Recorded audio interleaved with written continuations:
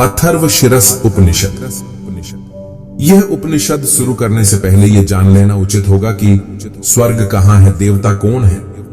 यह मस्तिष्क में ही स्वर्ग और नरक है, जहां सुख और दुख को अनुभव किया जाता है। जब मनुष्य को दुख अनुभव होता है वही नरक है, और जब सुख भोगता है वही स्वर्ग है। किंतु लोगों की भौतिक दृष्टि होने के कारण यह कल्पना कर ली कि आकाश में कहीं कोई स्थान है जहां स्वर्ग और नरक है। वस्तुतः ऐसा कुछ भी नहीं है। भगवान श्री कृष्ण कहते हैं कि मनुष्यों की पूरी दुनिया में दो ही जाति है, एक असुर, दूसरा देवता। यह गुणों पर आधारित है। अग्नि, वायु, इंद्र, वरुण, मित्र, मरुत, त्वष्टा, सोम, रघु, द्यौ, पृथ्वी, सूर्य, आदित्य, बृहस्पति, वाक, काल, अन्न, वनस्पति, पर्वत, पर्जन्य, धेनु, पूषा, आप, सविता, उषा, औषधि, अरण्य, ऋतु, त्वष्टा, श्रद्धा। जैसे कि शरीर में स्थित रोम को ही अरण्य अर्थात जंगल कहा गया है। तो चलिए शुरू करते हैं।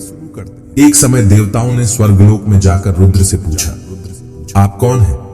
रुद्र ने उत्तर दिया, मैं एक हूं, भूतकाल हूं, वर्तमान काल हूं और भविष्यत काल भी मैं ही हूं। मेरे अतिरिक्त और कुछ भी नहीं है। जो अंतर के भी अंतर में विद्यमान है, जो समस्त दिशाओं में सन्निविष्ट है, वह मैं ही हूं। मैं ही नित्य और अनित्य, व्यक्त और अव्यक्त, ब्रह्म और अब्रह्म हूं। मैं ही प्राची पूर्व और प्रतीचि पश्चिम, उत्तर और दक्षिण, ऊर्ध्व और अधः आदि दिशाएं तथा विदिशाएं हैं। पुमान पुरुष, अपुमान अपुरुष और स्त्री भी मैं ही हूं। मैं ही गायत्री, सावित्री और सरस्वती हूं। त्रिष्टुपाऊ, जगती और अनुष्टुप आदि छंद भी मैं ही हूं। मैं गार्हपत्य, दक्षिणाग्नि और आहवनीय अग्नि हूं। मैं सत्य, गौ, गौरी, ज्येष्ठ, श्रेष्ठ और वरिष्ठ हूं। आपह और तेजस भी मैं ही हूं।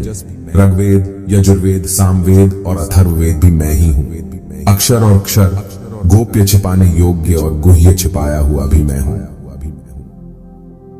अरण्य, पुष्कर, तीर्थ, पवित्र मैं हूं। अग्र, मध्य, बाह्य और पुरस्ताद, पूर्व आदि 10 दिशाओं में अवस्थित और अनवस्थित ज्योतिरूप शक्ति मुझे ही मानना चाहिए और सब कुछ मुझ में ही व्याप्त जानना चाहिए। इस प्रकार जो मुझे जानता है वह समस्त देवों और अंगों सहित समस्त वेदों को जानता है। मैं गौओं को गोत्व से, ब्राह्मणों को ब्राह्मणत्व से, हवि को हविष्य से, आयु को आयुष्य से, सत्य को सत्यता से, धर्म को धर्म तत्व से तृप्त करता हूं। यह सुनकर देवगणों ने रुद्र को देखा और उनका ध्यान करने लगे। तत्पश्चात भुजाएं उठाकर इस प्रकार स्तुति की, हे भगवान रुद्र, आप ब्रह्मा स्वरूप हैं, आपको नमन है। हे भगवान रुद्र, आप विष्णु स्वरूप हैं, आपको नमस्कार है। हे भगवान रुद्र, आप स्कंद रूप हैं, आपको नमन है। आप इंद्र स्वरूप, अग्नि स्वरूप, वायु स्वरूप और सूर्य स्वरूप हैं, आपको नमन है। हे भगवान रुद्र, आप सोम स्वरूप हैं, अष्टग्रह स्वरूप, प्रतिग्रह स्वरूप हैं, आपको नमस्कार है। आप भू स्वरूप, भूव स्वरूप, स्व स्वरूप और मह स्वरूप हैं, आपको नमन है। हे रुद्र भगवान, आप पृथ्वी, अंतरिक्ष, द्यौ, आपह और आकाश रूप हैं, आपको नमस्कार है। हे रुद्र भगवान, आप विश्वरूप, स्थूल रूप, सूक्ष्म रूप, कृष्ण और शुक्ल स्वरूप हैं, आपको नमन है। आप सत्य रूप और सर्व स्वरूप हैं, आपको बारंबार नमन है। हे रुद्र भगवान, भू, भुव और स्व लोक क्रमशः आपके नीचे, मध्य और शीर्ष के लोक हैं। आप विश्वरूप हैं और एकमात्र ब्रह्म हैं, किंतु भ्रमवश 2 और 3 संख्या वाले प्रतीत होते हैं। आप वृद्धि स्वरूप, शांति स्वरूप, पुष्टि रूप, हुत अहुत रूप, दत्त रूप अदत्त रूप, सर्व रूप असर्व रूप, विश्व अविश्व रूप, कृत रूप अकृत रूप, पर अपर रूप और परायण रूप है।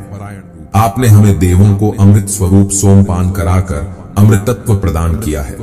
हम ज्योति स्वरूप होकर ज्ञान को प्राप्त हुए हैं। अब कामादि शत्रु हमें क्षति नहीं पहुंचा सकते। आप मरियो मनुष्यों के लिए अमृत तुल्य हैं। हे देव, आप सोमचंद्र और सूर्य से भी पूर्व उत्पन्न सूक्ष्म पुरुष हैं। आप संपूर्ण जगत का हित करने वाले अक्षर रूप प्राजापत्य प्रजापतियों द्वारा स्तुत्य सूक्ष्म सौम्य पुरुष हैं। जो अपने तेज से अग्राह्य को अग्राह्य से, भाव को भाव से, सौम्य को सौम्य से, सूक्ष्म को सूक्ष्म से, वायु को वायु से ग्रस लेते हैं, ऐसे महाग्रास करने वाले आप रुद्र भगवान को नमस्कार है। सभी हृदयों में देवगण प्राण और आप विराजते हैं। हृदय में विराजते हुए वह आप तीनों मात्राओं अ उ एम से परे हैं। हृदय के उत्तर में उसका सिर है, दक्षिण में पाद है, जो उत्तर में विराजमान है वही ओंकार है। ओंकार को ही प्रणव कहते हैं और प्रणव ही सर्वव्यापी है। वह सर्वव्यापी प्रणव ही अनंत है।